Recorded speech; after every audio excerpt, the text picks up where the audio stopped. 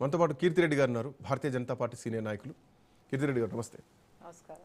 So చూస్తున్నాం parliament సమావేశాలు చాలా హడావుడిగా రసభాసగా మాట్లాడుతున్నాయి. సో ఇందాక మీరు వస్తున్నటువంటి టైంలో కూడా రాహుల్ గాంధీ చాలా కీలకమైనటువంటి కామెంట్ చేశారు. సో ఈ బిల్లు ముందుకు పోయే పరిస్థితి ఉందా లేదా అన్నటువంటి ఉత్కంఠ మరి కాసేపట్లో ఓటింగ్లో తెరవడబోతుంది. సో ఎట్లా చూడొచ్చు యాజ్ ఏ విమెన్, అఫ్కోర్స్ మీరు కూడా చాలా సంవత్సరాల నుంచి ప్రయత్నాలు చేస్తున్నారు ఒక టికెట్ కోసం.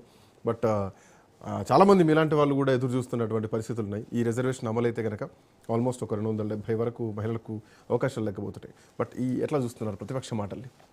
మహిళలు అయితే ఇది ఎప్పటి నుంచో రావాలని కోరుకుంటున్నారు. ఇర్రిలవెంట్ ఆఫ్ అపోజిషన్, ప్రతి పార్టీలో ప్రతి మహిళలు ఈ రిజర్వేషన్ బిల్లు పాస్ అయితే బాగుండు అని, కాంగ్రెస్ పార్టీ మహిళలు కూడా ఈ రిజర్వేషన్ బిల్లు పాస్ అయితే బాగుండు, అందరికీ ఎలక్టోరియల్ పాలిటిక్స్లో పాలసీ మేకర్స్గా లీడర్స్ లాగా అవకాశాలు వస్తాయని ఎప్పటి నుంచో కలలు కంటున్నారు. రోజు ఇది 50 ఏళ్ల నుంచి పోరాటం, 50 ఏళ్లకు ముందరే జరగాల్సింది.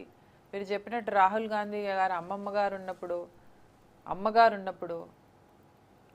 ఉన్నప్పుడు రాష్ట్రపతి కూడా లేడీ విమెనే ఉన్నారు. అప్పుడే ఇది పెట్టి ప్రతిపాదించి పాస్ చేయాల్సిన బిల్లు.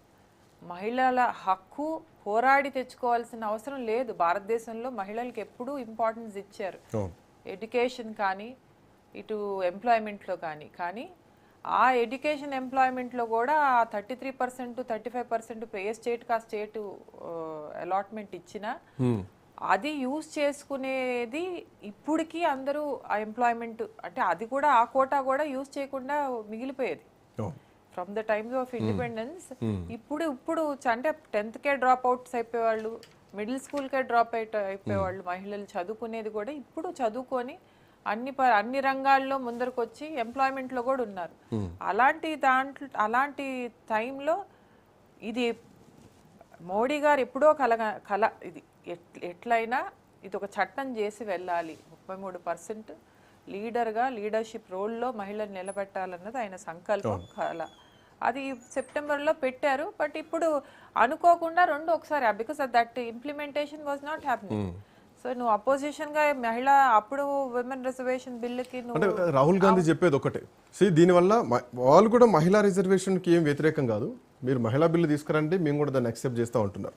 పాత చట్టం ఏదైతే ఉందో ఆ పాత చట్టాన్ని తీసుకురండి, దానికి మేము అందరం కూడా ఆమోదయోగ్యం అని చెప్తున్నాం. ఈ కొత్త దాంట్లో దళితులకు అన్యాయం జరుగుతుంది, ఓబీసీలకు అన్యాయం జరుగుతుంది, ఎంబీసీలకు అన్యాయం జరుగుతుంది, చాలా కులాలకు అన్యాయం జరుగుతుంది. సో ఇది ఒక అన్యాయమైనటువంటి చీకటి రోజుగా ఆయన అభివర్ణిస్తున్నారు. ఇప్పుడు వాళ్ళు ఆమోదించకపోతే డెఫినెట్ గా ఇది చీకటి రోజే. ప్రతి ఒక్క మహిళ గుర్తు పెట్టుకుంటది ఎవరెవరిది ఈ టైంలో అపోజ్ చేస్తున్నారు. డెఫినెట్ గా వాళ్ళకి ఎలా సమాధానాలు చెప్తారో అలాగే చెప్పాల్సి వస్తుంది, చెప్తారు కూడా. మహిళా రిజర్వేషన్ బిల్లు ఇప్పుడు ఏ కులానికి ఏ మతానికి ఏది అడ్డంకు రాకుండా మోడీ గారు ఏ భాషలో చెప్పమంటే ఆ భాషలో చెప్తా అన్నారు. Reservation bill, this is high time, it has to be implement. మీరు చెప్పిందే చెప్తున్నా. Delimitation is a separate subject, reservation bill is a separate subject. Exactly. As it is, 543 seats were there, in that they had to do, but delimitation had to happen long before. 1973 లో 543 seats ఉండింది. అప్పటికి 60 కోట్ల population ఉంది. ఇప్పుడు 148 కోట్ల population ఉంది. అంటే అప్పటికి 50 సంవత్సరాలు దాటినా కూడా నువ్వు డీలిమిటేషన్ సీట్లు పెంచకపోతే, అంటే delimitation again happened I think in around 2002 they started. అప్పుడు అయింది కానీ దే జాగ్రఫికల్గా they again done delimitation, but seats didn't increase they. ఇప్పుడు అది ఇంక్రీజ్ చేస్తున్నారు. ఇంక్రీజ్ చేయడం వల్ల మహిళలకు కూడా అవకాశం ఎక్కువ వస్తుంది.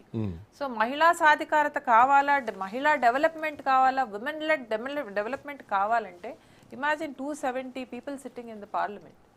You need more representation for the population we have right now.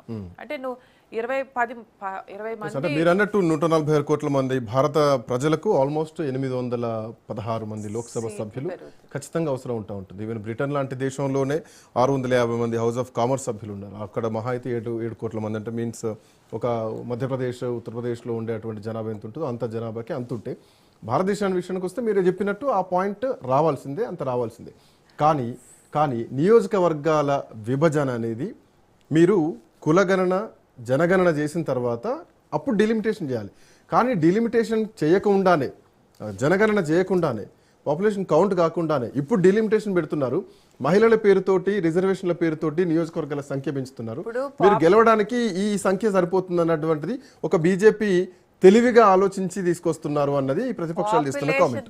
Basis మీద పోతే సౌత్ స్టేట్స్ కి అన్యాయం జరుగుతుందని మీరే అంటున్నారు, రైట్? పాపులేషన్ బేస్డ్ మీద పోకుండా పర్సంటేజ్ వైజ్ పోయి, పర్సంటేజ్ అంటే ముందర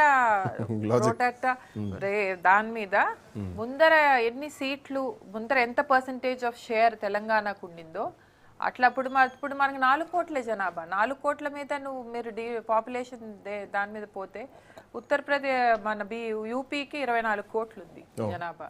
so that wise you can't justify. So that's why last మీరు ఎట్లా ఇచ్చారో అదే పర్సంటేజ్ బేసిస్ మీద ఈ రోజు 26 సీట్లు మనకు వస్తున్నాయి తెలంగాణకి. అట్లే ఏపీకి 38 సీట్లు వస్తున్నాయి. సో డెఫినెట్ గా సౌత్ స్టేట్స్ కి ప్రపోర్షనేట్ గా పర్సంటేజ్ ఈ లెక్కను చూస్తే సౌత్ స్టేట్ కి ఈ రిజర్వేషన్ల పరంగా పోతే లాభమే.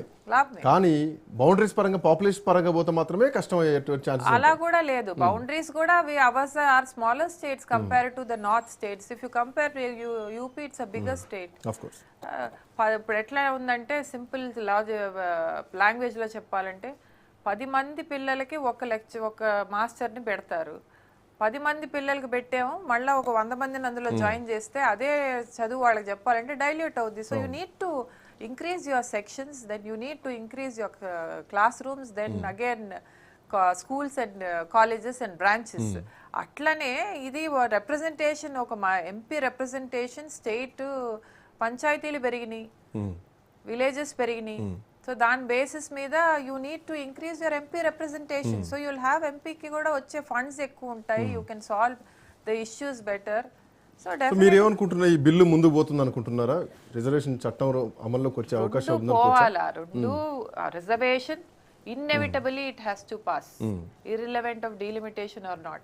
And if delimitation passes, it is a justified thing for women and even for everybody. I don't know why they are opposing. If for 140 crores of population, don't you deserve better policies and better rule and implementation? మీరు పాలన ఎలా చేద్దాం అనుకుంటున్నారు? You need good and better representatives. But ఈ bill చూస్తే గనక సభకు తగ్గట్టుగా సభ్యుల సంఖ్య లేదు. సో ఓటింగ్ చూస్తే కనుక అయ్యేటువంటి పరిస్థితి లేదు, సంఖ్యాబలం లేదు. సో ప్రభుత్వం దగ్గరటువంటి ప్రత్యామ్నాయం ఏంటంటే దరిదాపు ఇంకా 76 ఓట్లు పడాల్సినటువంటి అవసరం ఉంది.